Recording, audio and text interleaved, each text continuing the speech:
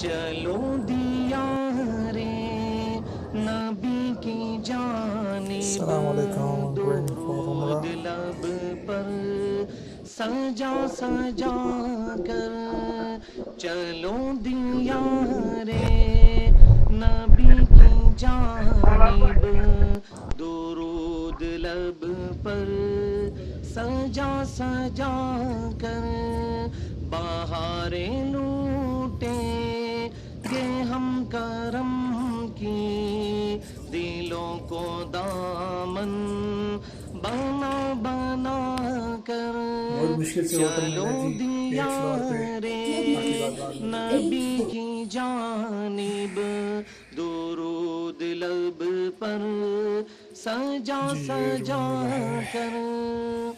صحیح مسلم میں حدیث ہے، جو مجھ پر ایک دفعہ دروشی پڑھے اللہ اس پر 10 رحمتیں نازل فرمائے گا، اور سنن نسائی میں صحیح سند کے ساتھ ہے کہ اللہ تعالیٰ اس کے 10 گناہ معاف فرمائے گا، 10 درجے اس کے بلند کرے گا، اور اس کو 10 نیکیاں عطا فرمائے گا۔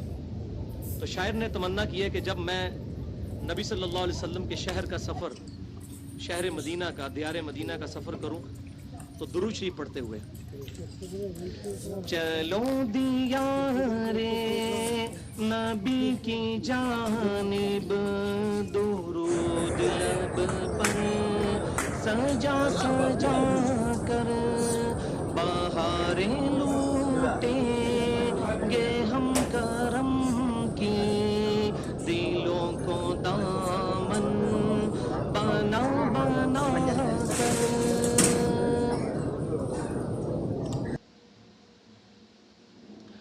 صحیح مسلم میں حدیث ہے، نبی صلی اللہ علیہ وسلم کتاب الایمان چیپٹر میں ایک دن اپنی امت کے غم میں رونا شروع کیا تو سیدنا جبرائیل علیہ السلام کو اللہ تعالیٰ نے بھیجا اور پوچھا کہ اے محبوب صلی اللہ علیہ وسلم آپ کیوں روتے ہیں؟ تو انہوں نے کہا کہ اے اللہ میری امت، اے اللہ میری امت۔ تو پھر نبی صلی اللہ علیہ وسلم کو بشارت دی گئی اللہ تعالیٰ کی طرف سے کہ ہم آپ کو آپ کی امت کے معاملے میں راضی کر دیں گے، اور اس کا ذکر اشارتاً قرآن میں بھی ہے، وَلَسَوْفَ يُعْطِيكَ رَبُّكَ فَتَرْضَىٰ، سورہ ضحیٰ میں، اے محبوب صلی اللہ علیہ وسلم آپ کو آپ کا رب اتنا دے گا کہ آپ صلی اللہ علیہ وسلم اپنے رب سے راضی ہو جائیں گے۔ لیکن بات وہی ہے کہ بخاری اور مسلم کی متفقن علیہ حدیث ہے، ہر نبی کو ایک دعا ملی، اس نبی نے اپنی دعا دنیا میں کر لی، میں نے اپنی دعا اپنی امت کے لیے چھپا کے رکھی ہے قیامت کے دن کے لیے، اور میری دعا سے میرے ہر امتی کو نفع پہنچے گا سوائے اس شخص کے جس نے اللہ کے ساتھ کسی قسم کا شرک کیا ہوا۔ تو مشرک کے لیے شفاعت نہیں، موحد کے لیے ہے۔ تو اس کو شاعر نے آپ صلی اللہ علیہ وسلم کی جو محبت ہے اپنی امت سے اس کو بیان کیا ہے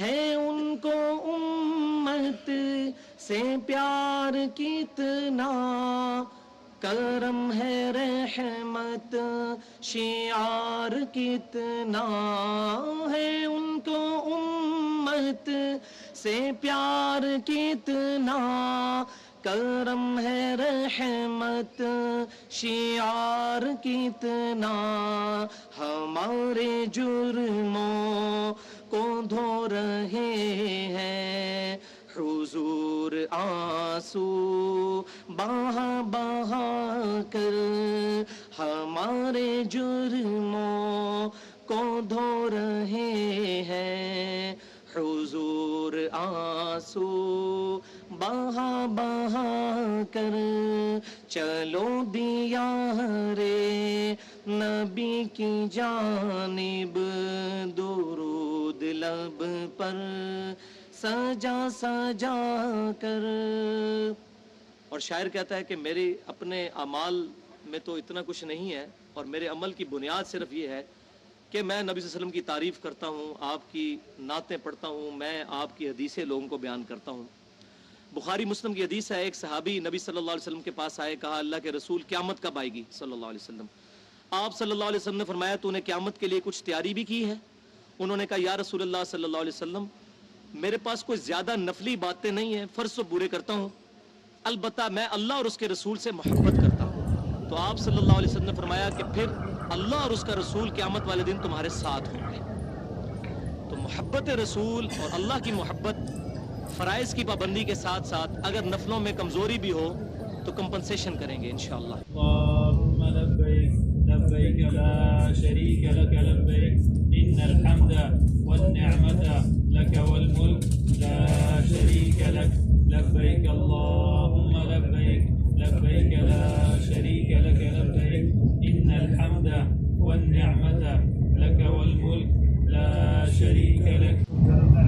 یہی اساس عمل ہے میری، اسی سے بگڑی بنی ہے میری.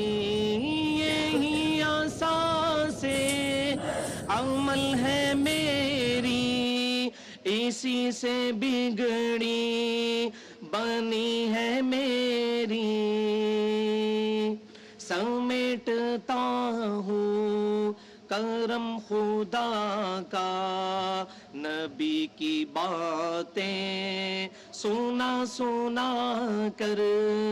سمیٹتا ہوں کرم خدا کا، نبی کی نعتیں سنا سنا کر.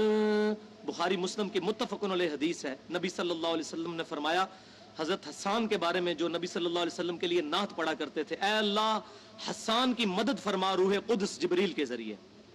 سمیٹتا ہوں کرم خدا کا، نبی کی نعتیں سنا سنا کر. سمیٹتا ہوں کرم خدا کا، نبی کی سنت سجا سجا کر.